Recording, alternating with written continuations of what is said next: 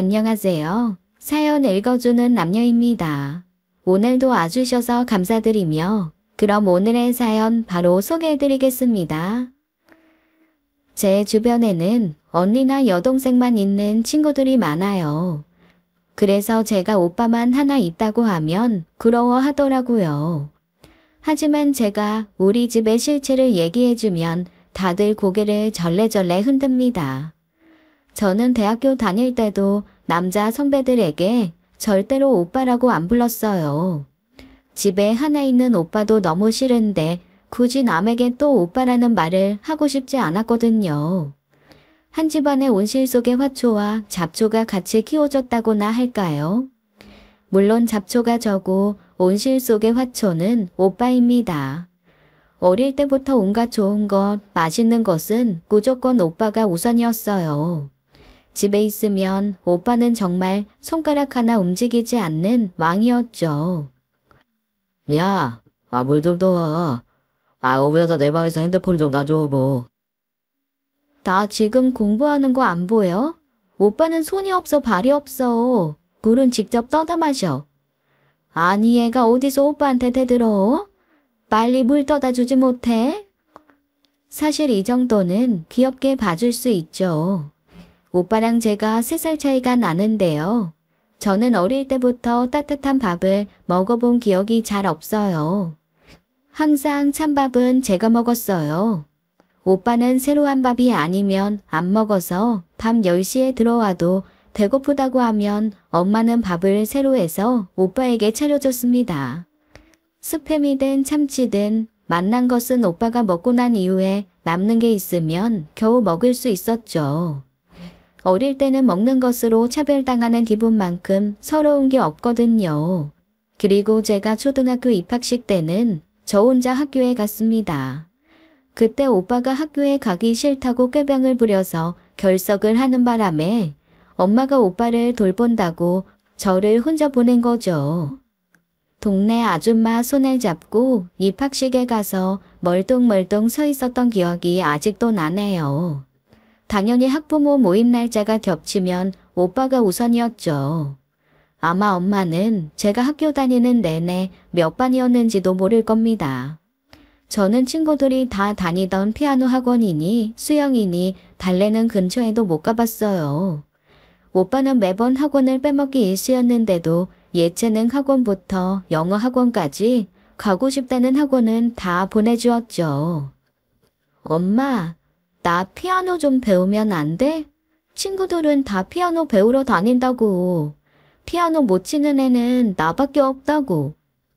너는 남들 하는 걸 다 따라해야 직성이 풀리니? 피아노 말고 공부를 하든지 하면 될 거 아니야. 오빠 올 시간 됐으니까 오빠 방 청소나 해놔. 엄마는 단 한 번도 저에게 학교 생활이나 친구들에 대해서 물어본 적이 없었어요. 그저 엄마의 인생에는 오빠만 있었죠. 오빠가 아프다고 하면 그게 꾀병이든 뭐든 엄마는 난리가 났어요. 그렇게 오빠 일이라고 하면 상대가 선배든 학교 선생님이든 할 거 없이 엄마가 쫓아다니면서 해결사 노릇을 도맡아 하셨습니다. 오빠는 자기 손으로 뭐 하나 제대로 하는 게 없었어요. 오빠는 학원 특강에 과외 선생님까지 붙였지만 결국 대학에 떨어지고 재수를 하게 되었죠. 겨우 턱걸이로 경기도에 있는 대학교에 가게 되었어요. 대학교 레포트랑 학점 따지도 오빠가 징징거리면 엄마가 교수한테까지 찾아가서 학점을 달라고 억지를 부렸습니다. 군대에 가 있을 때는 밤마다 엄마에게 힘들다고 전화를 해서 엄마가 결국 군대까지 찾아갔어요. 결국 관심병사로 분류돼서 제대를 했죠. 회사는 엄마가 주변 인맥을 다 동원해서 작은 중소기업에 겨우 취직이 되었어요. 그렇게 오빠는 세상에서 자기밖에 모르는 싸가지는 밥 말아먹은 애어른이 되었죠. 반면 저는 어린 시절에 충분히 받지 못한 사랑으로 어른이 되어서도 알게 모르게 계속 결핍감이 채워지지 않았습니다. 그래도 겉으로는 잡초처럼 씩씩하게 제 인생을 제가 알아서 살아갈 수밖에 없었어요.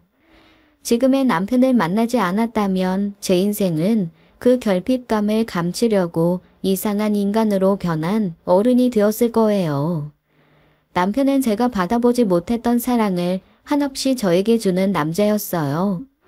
태어나서 처음 받아보는 다정하고 애정어린 말과 태도에 너무 감동을 받았죠. 남편의 시댁 어른들 또한 마찬가지였어요. 형편이 넉넉하지는 않았지만 가족들이 서로를 위하고 아끼는 마음이 느껴졌습니다. 집에서는 한 번도 경험해보지 못한 가족의 따뜻함이라는 것을 느꼈어요. 이 남자와 무조건 결혼을 해야겠다고 생각했습니다. 하지만 엄마는 이 남자가 마음에 들지 않았죠. 아니, 오빠가 아직 결혼을 안 하고 있는데 네가 그렇게 꼭 앞서가야겠니? 엄마, 이제 내 나이 33살이야. 오빠가 언제 결혼을 할지도 모르는데 마냥 기다려? 그리고 오빠가 언제 제대로 연애나 해봤어? 그렇게 자기밖에 모르는 인간한테 어느 여자가 시집을 오겠어? 오빠 결혼 기다리다간 나 그냥 처녀 귀신으로 늙어 죽는다고. 결혼 그거 해봐야 별거 없어. 그냥 직장 다니면서 엄마 옆에서 있으면 좋겠구만. 그리고 그 남자 집안이 넉넉한 것도 아니고 무슨 인테리어 설비? 말이 좋아 인테리어지. 그냥 노가다 아니야. 그 별거 없는 결혼을 왜 오빠는 못 시켜서 안달인데? 집안 넉넉하지 않아도 우리 둘이 벌면 충분히 살 수 있어. 아유, 좀 결혼을 해도 오빠한테 도움이 될 만한 집으로 가면 얼마나 좋아. 네가 그렇게 우겨서 하는 결혼이니까 네가 알아서 해라. 엄마의 말대로 저는 제가 그동안 모은 돈으로 소박하게 결혼식을 올렸어요. 남편은 처음에는 자기 집이랑 분위기가 너무 달라서 당황을 하더라고요.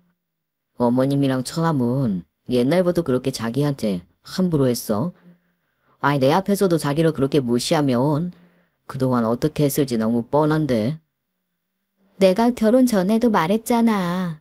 엄마가 오빠랑 나 엄청 차별했다고. 나는 하도 30년을 넘게 그렇게 살아서 이제는 뭐 이상하지도 않는데 당신 보기엔 좀 그렇구나. 너무 창피하네. 무슨 드라마에서 나봤지. 요즘에도 진짜로 이렇게 딸이랑 아들이랑 차별하는 집이 있네. 창피할 게 아니지. 당신이 그동안 속상했을 걸 생각하니 내 마음이 아파서 그렇지. 그런데 당신이 듣기엔 섭섭할지 몰라도 그런 가족에게 너무 끌려다니지 마. 당신 그런 대접받을 사람 절대 아니야. 남편은 언제나 저에게 가족에게 거리를 두라고 말을 했어요. 남편이 주는 사랑으로 저는 충만했지만 그래도 엄마와 오빠하고 멀리하기에는 엄마의 집이 너무 가까이 살았습니다. 엄마가 부르면 거절을 잘 못하겠더라고요. 그리고 임신을 하고 딸을 낳으니 아무래도 가까이 있는 엄마에게 가끔 도움을 받기도 했거든요. 물론 그때마다 감정을 상하는 일이 자주 있었지만 그래도 엄마잖아요. 아니, 너는 내가 오빠 밥 해줘야 한다고 시간 맞춰 오라고 그렇게 얘기를 했는데 이렇게 늦게 오면 어떡하니? 현아, 얘는 잠투정을 왜 이렇게 한다니? 아주 내가 힘들어 죽겠다. 빨리 데리고 니네 집으로 가라. 네, 시간이 흘러도 저는 항상 오빠의 따뜻한 밥에 밀리는 존재였어요. 오빠는 나이 40에도 그저 우주에서 자기만 우쭈쭈 해주기를 바라는 못만 어른인 사람이었죠. 이런 오빠가 회사 생활이라고 제대로 할 리 없었어요. 우주가 자기를 중심으로 돈다고 생각하는 이기적인 인간이니 다른 사람에 대한 배려 따위가 어떤 건지 알 수가 없었겠죠. 아, 엄마. 나 진짜로 이 회사 못 다니겠어. 왜 상사들은 나를 못 잡아먹어서 안달이냐고. 내 위에 그 김 부장 있잖아. 엄마도 알지? 월급은 쥐꼬리만큼 주면서 왜 과장인 나까지 야근을 해야 하냐고. 밑에 애들이 알아서 야근하고 보고서 준비 다 하는데 말이야. 빨리 그만두고 내가 사장하는 게 제 속 편할 것 같아. 사회생활이 다 그렇지. 오빠가 먼저 사람들한테 잘 좀 하면 달라질걸?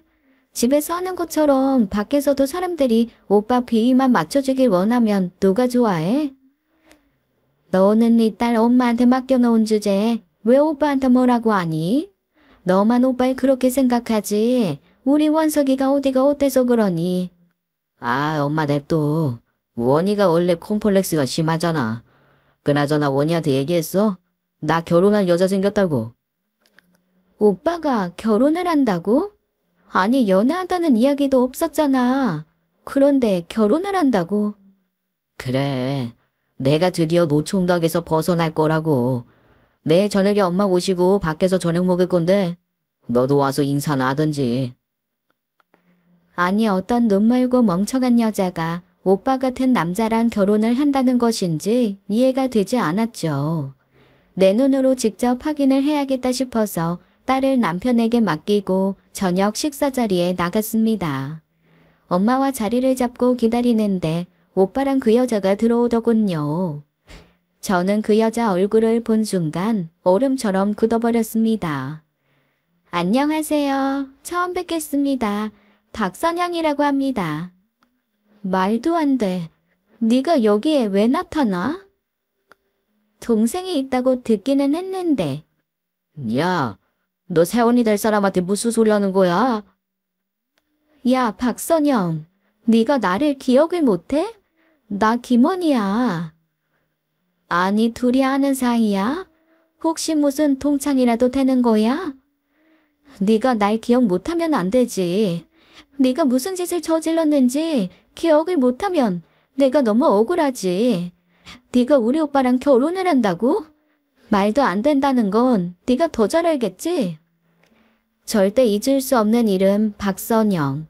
아니, 다시는 듣고 싶지 않은 이름 박선영. 기억 속에 봉인해 두었던 이름이 20년 전 암흑 속으로 저를 데려갔어요. 저에게 고등학교 1학년은 악몽과도 같았던 시간이었습니다. 고1 때 같은 반이었던 박선영은 제 고등학교 동창이었습니다. 저는 사랑받는 오빠보다 잘할 수 있는 게 유일하게 공부였어요. 공부라도 잘하면 엄마가 나에게 관심이든 칭찬이든 무엇이라도 해주리라는 기대가 있었습니다. 학원도 과외도 받을 수 없었기에 미친 듯이 학교에서 공부를 할 수밖에 없었죠. 쉬는 시간에도 교과서를 놓지 않고 예습과 복습을 했어요. 그때 박선영은 잘 사는 집의 딸이었습니다. 적당히 놀면서 심심풀이 삼아 애들을 괴롭히는 그런 날라리였죠. 자율학습 시간에 박선영 패거리들이 뒤에 모여서는 소리를 지르고 시끄럽게 굴더라고요. 다른 친구들은 이미 포기한 듯이 이어폰을 끼고 공부를 했습니다. 저는 이어폰이 없었기에 좀 조용히 하자고 이야기를 했어요. 그때 저를 쳐다보던 박선영의 눈빛을 잊을 수가 없어요. 지금 우리한테 조용히 하라고 한 거니? 너 인생에서 아마 오늘 지금 이 순간에 가장 후회하게 될 텐데 불쌍해서 어떡하냐? 그 패거리들에게 저는 딱 마침 나타난 먹잇감이었어요. 그 다음 날부터 본격적인 괴롭힘이 시작되었습니다. 사물함에 제 물건들이 사라지기 시작했죠. 체육 시간이 되었는데 체육복이 없어졌어요. 찾아보면 화장실 변기에 버려져 있었죠. 그리고 아무도 저에게 말을 걸지 않았어요. 제가 말을 해도 다들 눈을 피했죠. 점심을 먹으러 가도 제 옆에는 아무도 앉지 않았어요. 어느 날은 음악 수업을 위해 음악실에 먼저 와서 기다리고 있는데 아무도 오지를 않는 거예요. 알고 봤더니 수업 과목이 바뀌었는데 아무도 저에게 알려주지 않았던 거죠. 체육 시간에 피구 시합이라도 있는 날이면 저는 너무 무서웠어요. 제가 어느 편이 되더라도 상관이 없었습니다. 박선영 패거리들이 저만 공격을 했으니까요. 저는 담임에게 찾아가 전학을 가고 싶다고 했죠. 부모님을 모시고 오라고 하더군요. 하지만 엄마는 학교에 오지 않았어요. 결국 그 지옥은 1년이 끝날 때까지 지속이 되었죠. 2학년이 되어 다른 반이 되어서야 저는 벗어날 수 있었습니다. 그 이후로 길거리에서 누가 선영아라고 부르기만 해도 깜짝깜짝 놀랐어요. 사실 그 1년의 시간이 저에게는 결혼 전까지도 악몽에 나타날 정도로 힘든 시간이었습니다. 그렇게 만든 인간이 지금 내 눈앞에 오빠의 새 신부감으로 서 있는 겁니다. 엄마, 이 결혼은 절대 안 돼. 얘가 누군지 알아? 고1 때 나 1년 동안 완뜨시켰던 애야. 내가 지금도 꿈에서라도 보고 싶지 않은 인간이 바로 이 기집애라고. 오빠도 정신 차려. 어떻게 여자를 데려와도 이딴 애를 데리고 와? 얘는 그냥 악마 같은 애라고. 저는 숨이 가빠져서 더 이상 그 자리에 있지를 못하고 뛰쳐나왔습니다. 집으로 돌아가서 신경안정제를 찾아서 먹었어요. 여보, 왜 그래? 무슨 일이야? 장모님이랑 형님이랑 올케 언니 소개받는다고 하지 않았어? 그 자리에 누가 나왔는지 알아? 내가 꿈에서도 마주치기 싫은 사람이 나왔어. 지금도 너무 놀라서 진정이 안 돼. 누가 나왔는데?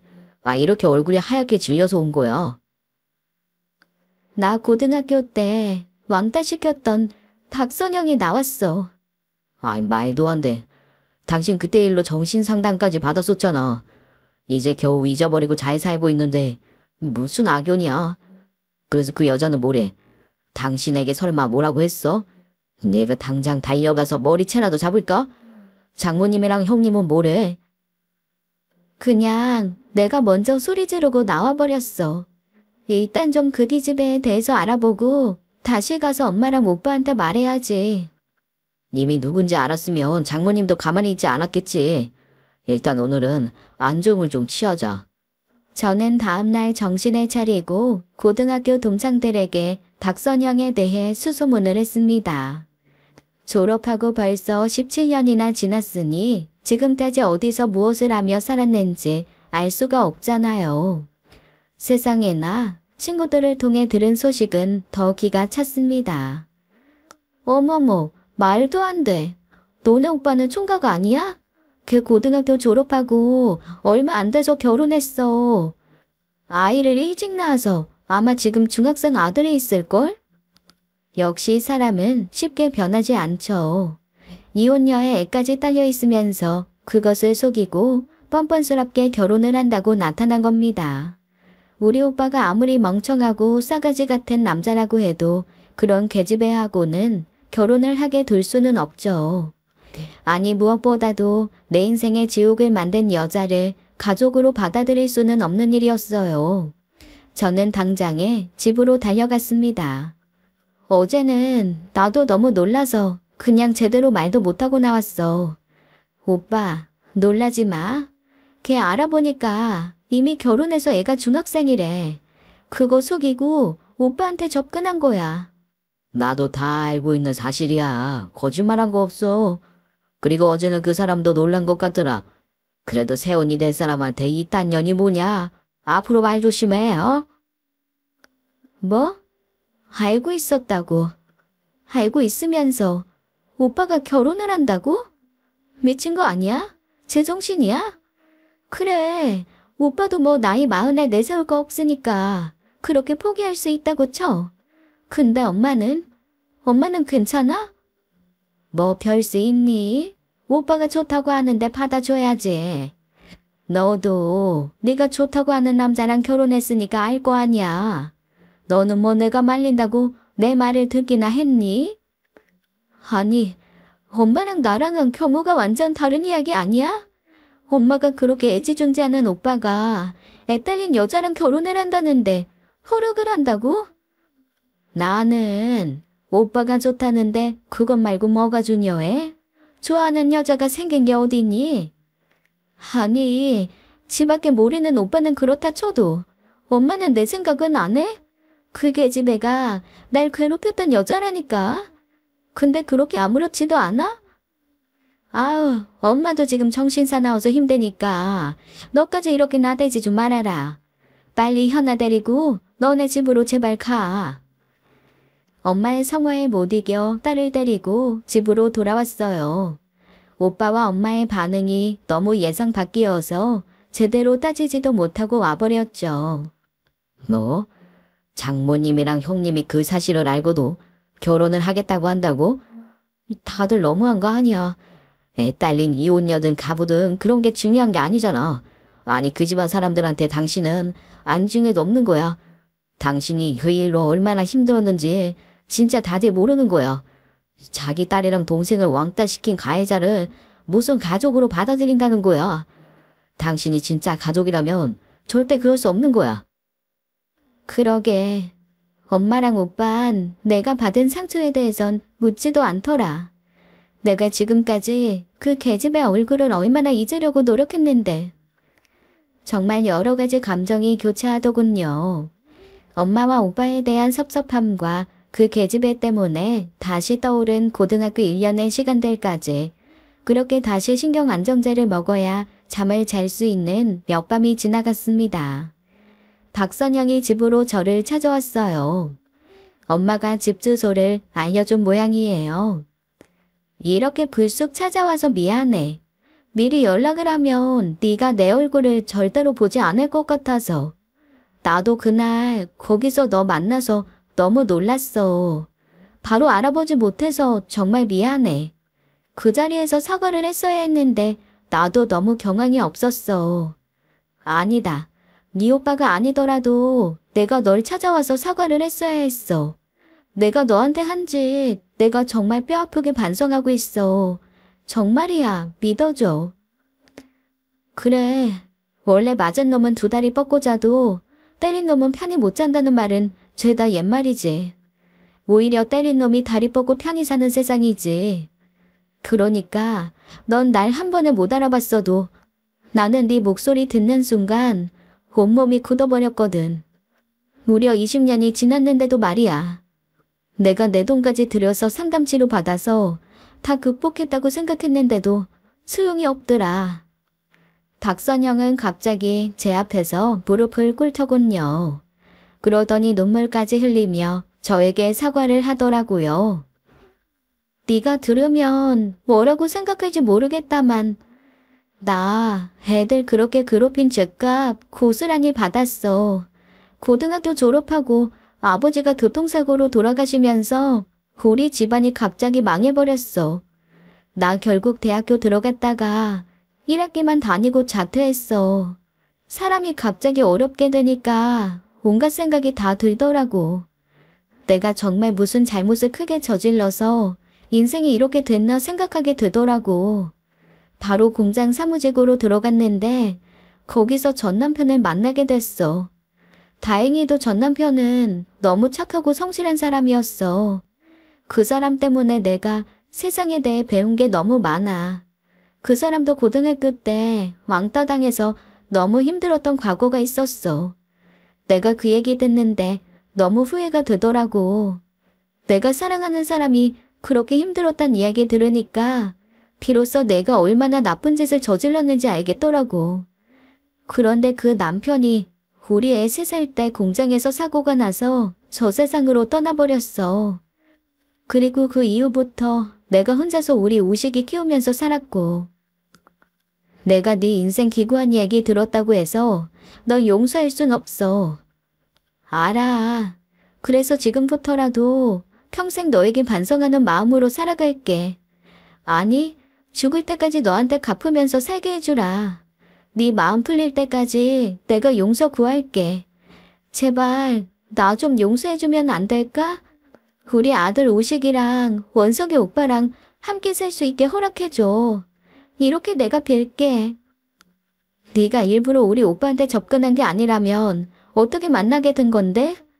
너한테 참 부끄럽다. 내가 인과응보 그 벌을 다 받고 있는 것 같아. 사실 우리 아들도 학교에서 선배들한테 괴롭힘 당하고 있었어. 나는 그 사실을 좀 늦게 알았고. 근데 우리 아들이 선배들한테 괴롭힘 당하고 있을 때 오빠가 나타나서 걔네들 다 혼내주고 우리 우식이를 구해준 거야. 처음에 그렇게 만나게 돼서 고맙다고 연락을 하다가 보니까 오빠가 너무 좋은 사람인 거야. 우리 우식이한테도 너무 잘해주고 우식이도 오빠를 잘 따르고. 사실 아들 혼자 키우려니 너무 힘들었거든. 아들에게는 확실히 아버지가 필요하다고 느꼈어. 엄마가 해주지 못하는 부분들이 있더라고. 원희야, 내가 정말 잘할게. 어머님한테도 잘하고 오빠한테도 잘할게. 너한텐 힘든 일이겠지만 날 좀 가족으로 받아주면 안 되겠니? 선영이는 그 이후로도 한참을 울다가 용서를 구하고 떠났습니다. 남편은 우리 집에 선영이가 찾아온 것을 알고 엄청 화를 냈어요. 아니 그 여자를 왜 집안에 들여? 당신 혼자 있을 때 무슨 일 당하려고? 얘기를 들어보니까 걔도 힘들게 살았더라고. 결코 편하게 그 이후의 인생을 살지는 못했던 것 같아. 자기 입으로 인과응보라고 하더라. 근데 웃긴 게 뭔지 알아? 오빠도 애 딸린 아줌마가 좋다고 한 게 이상했지만 선영이가 왜 오빠 같은 남자 어딜 보고 저렇게 나한테 매달리나 했거든? 정말 남자 여자가 만나려면 모종의 오해가 있어야 하나 싶어. 얼마 전에 이 한심한 김원석이 막 씩씩대던 일이 있었어. 중딩 애들이 담배 사다 주면 10,000원을 주겠다고 했나 봐. 그 인간은 그걸 또 사다 준 거지. 그런데 걔네들이 담배만 받고는 오빠 정강이를 냅다 걷어차고 도망을 친 거야. 그런데 그 못난 오빠는 창피한 줄도 모르고 중딩 애들 잡는다고 주변 학교랑 PC방 다 뒤지고 다녔었대. 그러다가 그 중딩 날라리들 골목에서 발견하고는 애들을 취업해줬나 봐. 그걸 엄마한테 신나서 자랑을 하더라고. 근데 그때 애들한테 괴롭힘 당하던 애가 박선영 아들이었던 거야. 모양새가 어쩌다 보니 아들을 구해준 셈이 됐던 거지. 근데 오빠가 그렇게 그 아들한테 잘해준다는 거야. 그래서 불쌍하게 산다니 마음이 다 풀렸어? 그 여자 존재 자체도 당신에겐 트라우마가 될 수 있으니 문제지만 나는 장모님이랑 형님의 태도가 더 문제라고 봐. 그래, 나도 아직까지는 너무 괴로워. 다시 엄마랑 오빠 만나서 이야기해보려고. 이제 박선영보다도 이 문제를 아무렇지 않게 생각하는 엄마랑 오빠가 더 미울 지경이야. 사람이 받은 상처가 말 한마디로 풀릴 수 있다면 세상에 미움이나 복순이 이런 거 없이 다들 평화롭게 살 수 있었겠죠. 하지만 어른이 된다고 해서 철없을 때 잘못이라고 용서가 될 리 없죠. 오히려 잊어버렸던 옛날 생각들이 시도 때도 없이 튀어나와서 참 힘든 나날이었습니다. 이런 제 사정은 아랑곳 없이 엄마와 오빠는 박선영을 집으로 초대했어요. 그리고 저와 남편도 꼭 와서 정식으로 인사를 하라고 몇 번이나 전화를 하더군요. 당신 괜찮겠어? 아무리 가해자가 사과를 했다고 해도 가족이 된다는 건 다른 차원의 문제라고. 그러게 말이야. 나도 아직 내 마음이 정리가 되지 않았어. 그런 거 알아? 나한테는 너무 지독하고 마음에 안 드는 가족이어도 남들이 내 가족에 대해 막 뭐라고 하면 또 그 남들이 고마운 게 아니라 오히려 그 사람이 미워지는 거. 핏줄이 이렇게 무서운 건데. 아니, 내가 내 핏줄을 부정하고 미워하면 내가 너무 근본도 없이 막 사는 사람처럼 여겨져서 싫은 마음. 아, 당신 만나서 정말 많이 치유됐다고 생각했는데 요즘 너무 마음이 복잡하네. 그래서 내가 장모님이랑 형님 욕해서 섭섭해? 내가 보기에 박선영도 형님도 어떻게 되든 둘 다 하나도 안 불쌍해. 나한텐 그래. 나한테는 당신이 가장 중요하니까. 내가 결혼 전부터 계속 이야기했잖아. 가족이라고 해서 다 무조건 가까이 하고 지켜야 하는 거 아니라고. 정말 남보다도 못한 가족이 존재한다고. 이제는 그런 가족은 버려도 되는 세상이라고. 그걸 지키겠다고 하다가 본인 인생이 나락으로 가는 경우가 너무 많다고. 그렇게 편치 않은 마음으로 도착한 친정집은 흡사 잔치집 분위기였어요. 남편이 처음으로 인사하러 갔을 때는 달랑 커피랑 과일만 준비했던 엄마였어요. 그런데 무슨 갈비찜에 잡채에 명절처럼 음식을 준비했더군요. 남편 보기가 약간 민망할 정도였어요. 무슨 대단한 사람이 온다고 이렇게 진수성찬을 준비해? 너는 좀 일찍 와서 음식 준비 좀 도울 것이지 다 차려놓으니까 도착을 하니? 으이구, 내가 그렇게 말을 했건만 도대체가 도움이 안 된다니까. 아, 이서방이랑 현아도 왔어? 안녕하세요, 장모님. 오래간만에 봬요. 현아는 저희 어머님이 집에서 돌봐주시고 계세요. 곧이어 오빠랑 박선영이 함께 나타나더군요. 아이는 데려오지 않았더라고요. 오빠는 아무렇지 않게 남편에게 박선영을 소개하더군요. 엄마와 오빠는 서로 음식을 박선영에게 밀어주며 하하호호 웃음꽃을 피우는 꼴이 흡사 단란한 가족 같았습니다. 우리가 식구가 단출해서 결혼 준비 뭐 할 것도 없어. 내가 은행에 알아보니까 이 집 담보로 잡으면 1억은 대출이 가능하더라고. 그거 보태서 신혼집은 알아보면 될 것 같은데 그 정도면 괜찮지? 아니, 집 하나 있는 걸 담보로 잡혀서 대출을 받는다고? 엄마 제정신이야? 아니, 그럼 아들이 결혼하는데 부모가 그 정도도 못 해주면 되겠니? 엄마, 너가 결혼할 때 어떻게 했는지 기억은 해? 아유, 지난 네 결혼식 기억도 안 난다. 지금 그 얘기가 왜 나와? 엄마, 나 결혼할 때 100만 원 던져주고는 끝이었어. 누가 너보고 없는 집에 시집 가라고 했어? 네가 가난하지만 사랑 어쩌고 타령하면서 결혼하겠다고 해서 승낙한 거잖아. 그럼 됐지. 100만 원은 돈 아니야? 엄마, 내가 지금 돈 액수로 뭐라고 하는 거야? 내가 결혼하기 전까지 나 이 집에서 오빠 그림자로 살았어. 초등학교 때는 옷도 다 오빠가 입었던 거 물려 입었다고. 새 신발 새 옷 한 벌 입어본 적 없다고. 심지어 난 인형 하나 갖고 놀아본 적도 없어. 오빠는 갖고 싶었던 장난감 다 사줄 때 나는 매일 돈 없다고 참으라고 했잖아. 다 같이 가난한 집인데 왜 나만 참아야 했냐고. 오빠는 온갖 학원들 다 보냈으면서 나는 한글도 제대로 못 대고 초등학교 들어갔다고. 남들 다 다니는 학원 근처에도 못 가봤어. 중학교 고등학교 때는 정말 이악 물고 공부했어. 공부라도 잘하면 엄마가 날 좀 봐줄까 하고. 얘가 언제적 얘기를 하고 있어? 그럼 아빠 돌아가시고 나서 겨우 2층짜리 건물 하나 있는 거로 먹고 사는데 어떻게 하고 싶은 거 다 하면서 사니? 그리고 장손인 원석이랑 결혼하면 남의 식구 되는 너랑 같니? 같어? 명절마다 제사 때마다 나 초등학교 1학년 때부터 전부 쳤어. 명절 때 친구들 다 놀러 다닐 때 나는 엄마 도와서 일해야 했다고. 근데 오빠는 실컷 놀러 다니다가 제사 때 들어와서 절만 하고 술만 따르면 그만이지. 나는 그나마 제사상 근처에도 못 가봤어. 주방에서 설거지만 했지. 딸이라서 제사에 절도 못하게 했잖아. 그렇게 일만 시키려고 딸을 낳은 거야? 이게 딸이야? 그냥 공짜로 부려먹는 도우미지. 차라리 도우미로 일하면 돈이라도 받지. 이게 어디서 다 키워놨더니 소리를 지르면서 대드니? 네가 나 죽은 다음에 제사 지낼 거야? 결국 다 오빠가 있어야 내가 죽은 다음에 제사밥이라도 얻어먹지. 이래서 딸 자식 다 소용없다니까. 엄마 어떻게 이래? 엄마도 여자면서 어떻게 이렇게 막말을 할 수가 있어? 내가 뭐 많은 거 말했어? 아니, 얘는.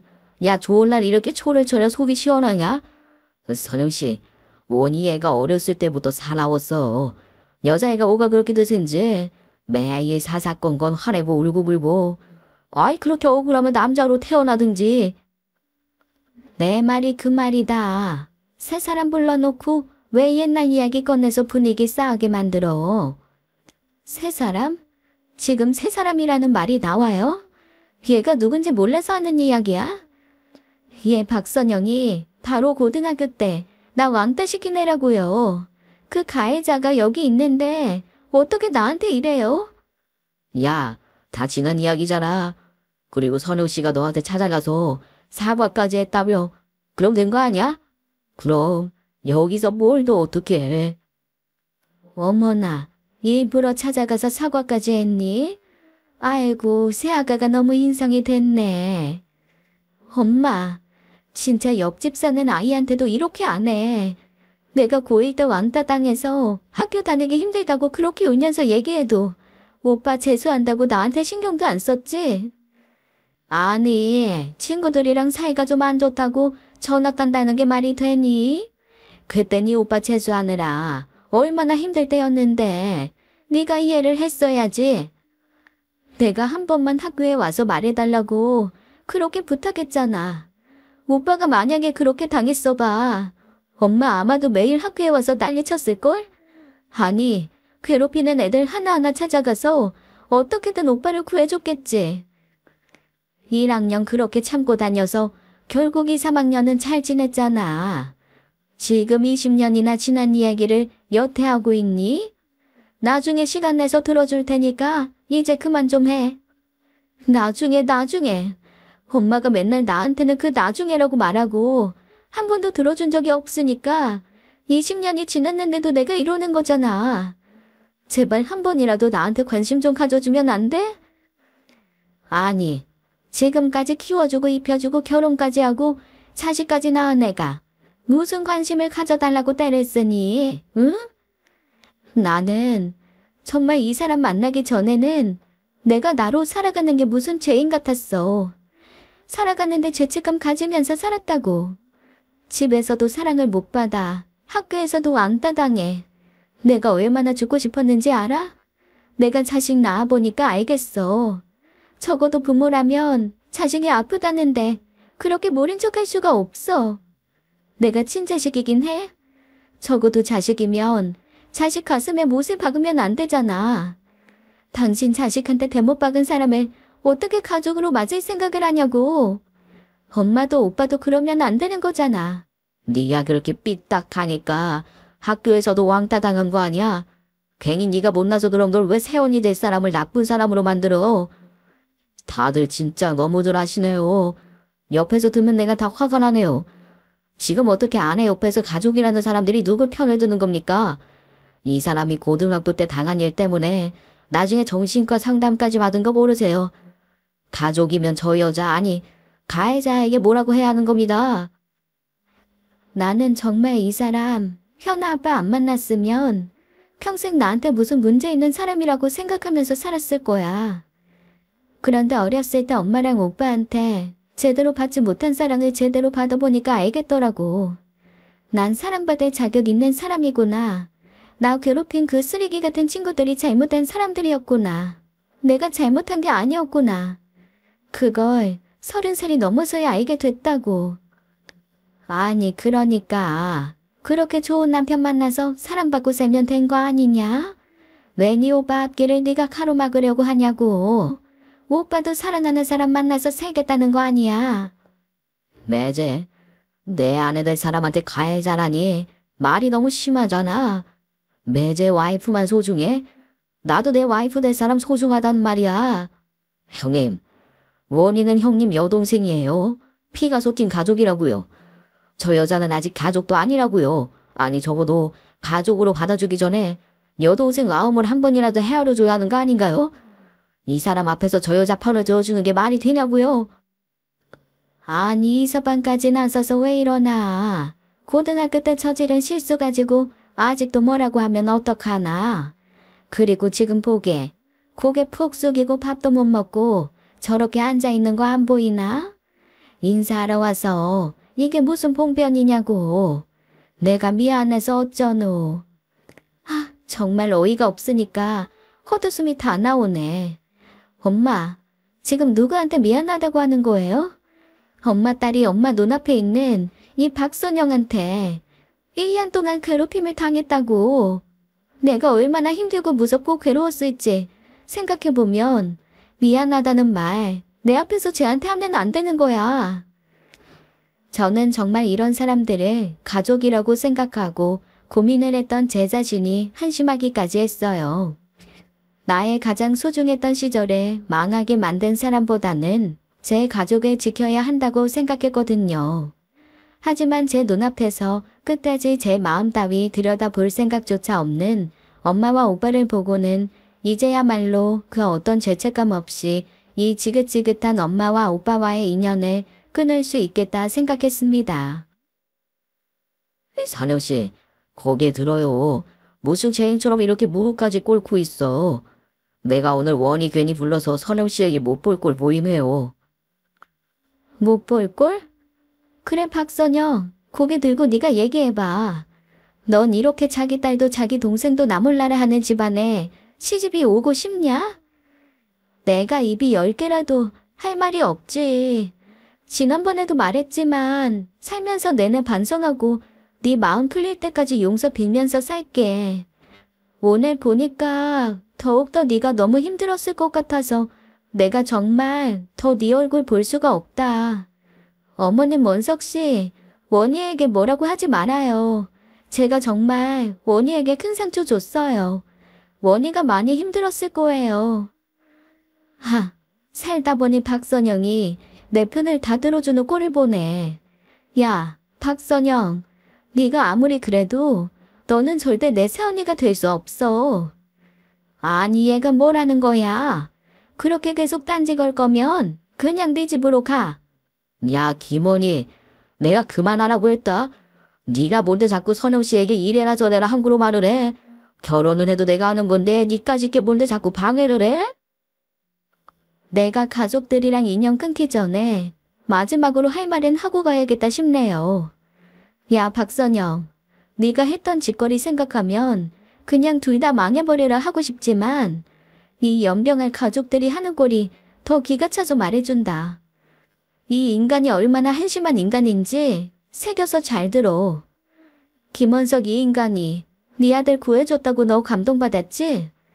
그거 다 김원석 인간 쓰레기가 중딩들 담배 셔틀하다가 돈 못 받아서 그 새끼들 잡으러 다닌다고 난리 피우다가 운 좋게 네 아들 구해준 꼴 된 거야. 그때도 네 아들은 김원석한테는 안중에도 없었다고. 그리고 네가 봐도 이 사람들 나한테 대하는 거 보면 각 나오지 않니? 자기 동생이랑 딸한테도 이렇게 함부로 하는 사람들이야. 그런데 너한텐 다를 것 같아? 천만에 만만의 콩떡이지. 이 사람들이 미쳤다고 애 딸린 유부녀를 그렇게 선뜻 왜 가족으로 받아들이겠냐고. 선영 씨 듣지 말아요. 이거 죄다 지어내는 이야기예요. 김원석 이 새끼가 왜 너랑 결혼하려는지 알아? 너네 엄마 얼마 전에 돌아가셔서 유산으로 3억 받았지? 그걸 원희 네가 어떻게 알아? 김원석이 그 돈 노리고 너랑 결혼하려는 거야. 아니 이 기집애가 무슨 말도 안 되는 소리를 하는 거야. 이제 하다 모함까지 해? 아주 미쳐도 단단히 미쳤구나. 선영 씨, 얘가 하는 말 믿는 거 아니죠? 내가 미치긴 왜 미치냐? 이제 내 옆에 날 사랑해주는 제대로 된 남편이랑 아이까지 있는데 미친 건 바로 너랑 엄마지. 김원석이 원래 맨날 회사 때려치고 가게 차리고 싶다고 징징댔거든? 쟤 집에서 하도 오냐오냐 자라서 나이가 40 처먹었어도 제대로 할 줄 아는 게 없거든. 당연히 회사에서도 뭔 일이든 제대로 하겠냐? 머리에 헛바람만 들어서는 지가 사장을 하고 싶은 거지.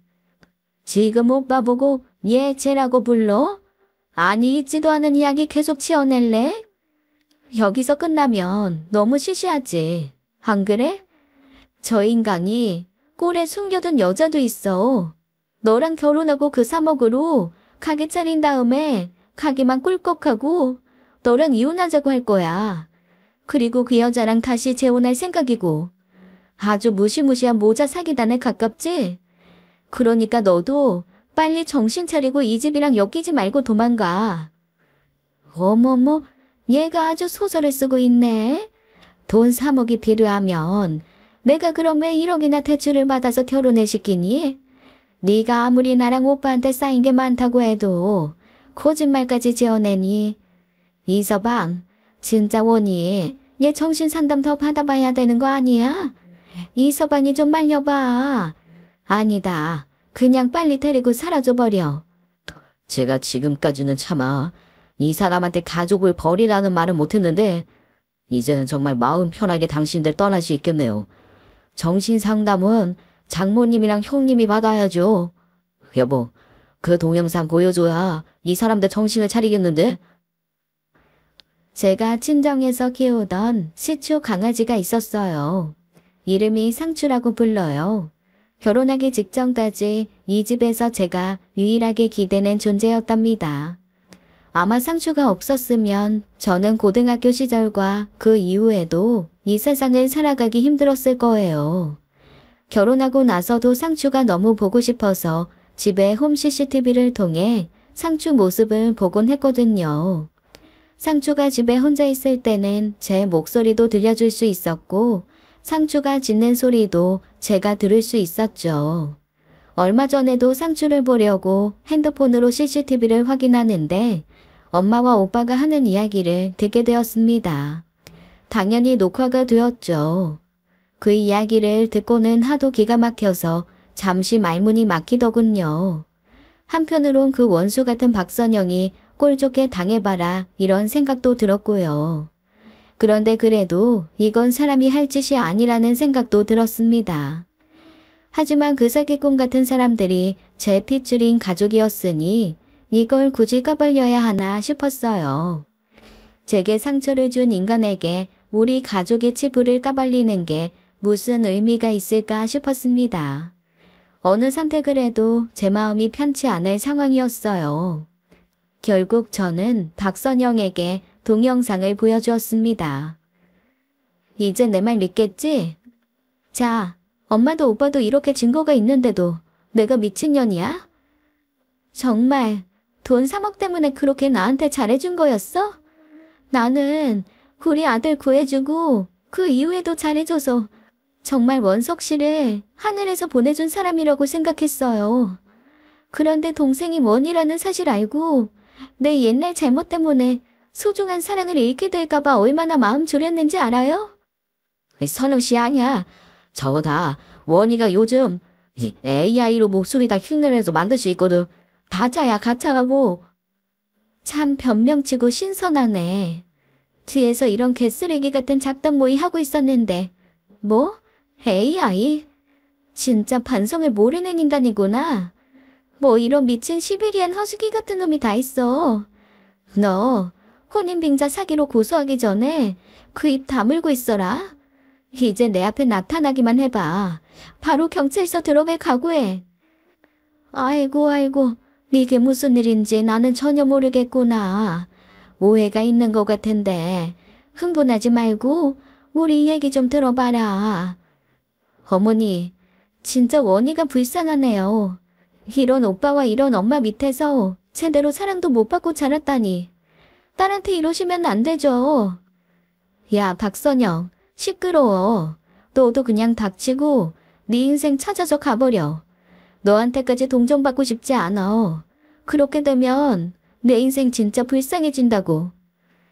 박선영은 그렇게 오빠에게 결혼 취소를 통보하고 떠났습니다. 오빠는 엄마를 붙잡고 난리를 치더군요. 야, 이제 어떡하려고. 나 이미 회사에 사표까지 다 냈다고.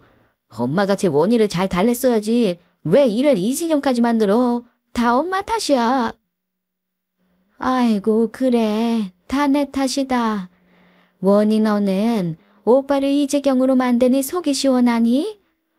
아니, 이 정도로 뭐가 속이 시원하겠어. 그런데 이 지경 돼도 둘이 하는 얘기 듣고 있으니까 내가 잘 까발린 것 같네. 이제 나는 엄마도 없고 오빠도 없는 사람이라고 생각하고 살 거야. 그러니까 서로 앞으로도 연락하지 말고 살자고. 저는 그렇게 엄마에게 마지막 인사를 하고 남편과 함께 집으로 돌아왔습니다. 피가 물보다 진하다고 해도 그 피가 내게 독이 될 때는 떠나도 되는 거야. 당신 욕할 사람 아무도 없어. 그러니까 죄책감 같은 거 갖지 않아도 돼. 당신에게 진짜 가족은 나랑 우리 현아가 있잖아. 맞아. 이미 그 이전에 나도 알고 있었을지도 몰라.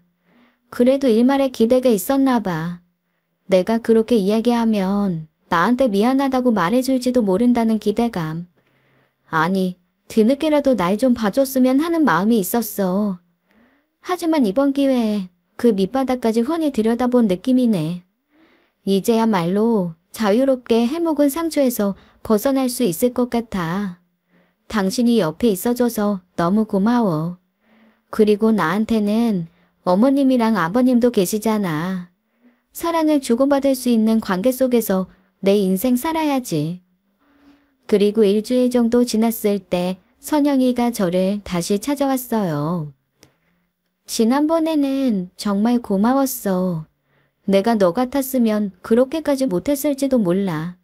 너 아니었으면 나 정말 사기 결혼에 엄마가 유일하게 남겨주신 돈까지 모두 날릴 뻔했잖아. 무엇보다 우리 아들에게 얼마나 큰 상처가 되었겠어. 내가 정말 너한테 계속해서 힘든 일 겪게 하는 것 같아서 너무 미안해. 네가 그 현장에서 다 보고 들었잖아. 어디 가서 가족이라고 말하기에도 부끄러운 사람들이야. 그래도 난 이제 든든한 남편이랑 딸이 있어서 괜찮아. 그러게. 그날도 보니까 네 남편 정말 든든하겠더라. 나도 전 남편 생각 많이 났어. 전 남편 덕분에 나도 이렇게 다시 제대로 인생 살 수 있게 된 거니까. 겨우 정신 차리고 살게 된 인생 다시 실패하지 않게 도와줘서 이번에는 내가 너한테 도움이 좀 되고 싶어. 지난번에 네 남편 작은 사업한다고 했잖아. 엄마에게 받은 3억 너희 남편 사업에 투자했으면 하는데 내 감사와 사과의 의미라고 생각하고 받아줬으면 좋겠다. 정말 솔직하게 말씀드리면 그 3억 받고 싶었네요. 제 남편 사업이 마침 좀 어려운 상황이었거든요. 그리고 마음 한편에서는 제가 박선영에게 당한 그 상처를 생각하면 보상을 그 정도 받아도 되지 않을까 하는 생각도 했습니다. 무슨 감사와 사과를 하려면 3억으로도 어림없지. 으이구, 너도 이젠 혼자 우식이 키우려면 정신 좀 차려, 제발. 그 돈은 앞으로 우식이한테 써야지. 무슨 소리 하는 거야? 우리 둘 다 모두 자식 키우는 어른이잖아. 우리 자식들은 남들에게 상처 주지 않는 사람으로 키우자. 너도 이제 나한테 사과 그만해도 되니까 우식이 잘 키우면서 살아. 알았어. 하지만 혹시라도 사업이 정말로 어려워지면 이야기해. 내가 평생 너에게 용서 구하는 마음으로 살겠다는 말 지키면서 살 거야. 네 말대로 내가 그래야 우식이도 제대로 키울 수 있을 것 같아서 그래. 선영이는 그 다짐을 계속 지키고 있는 중이랍니다. 나와 우리 딸이 좋아하는 반찬이며 김치를 직접 담아서 보내주고 있어요. 저랑 제 딸 생일과 명절이면 선물도 잊지 않고 보내줍니다. 카톡으로 계속 안부를 주고받다 보니 이제는 뭐 다시 만난 고등학교 동창 친구가 되었네요. 저도 일방적으로 계속 관계를 맺다 보니 정말로 가슴속에 맺혔던 상처들이 회복이 되더라고요. 남보다도 못한 엄마와 오빠는 그 뒤로 아예 의절을 했습니다. 아마도 앞으로도 제 인생에서 다시 볼 일은 없을 것 같아요. 이제 제 뱃속에 둘째가 자라고 있는데요. 저는 정말 자식들에겐 상처 주지 않고 제대로 사랑을 주는 부모가 되고 싶습니다. 청취자 여러분들의 따뜻한 응원을 받아서 무사히 출산했으면 좋겠네요. 지금까지 사연 읽어주는 남녀였습니다. 끝까지 시청해주신 여러분 감사드리며 저희는 다음 사연으로 돌아올게요. 감사합니다.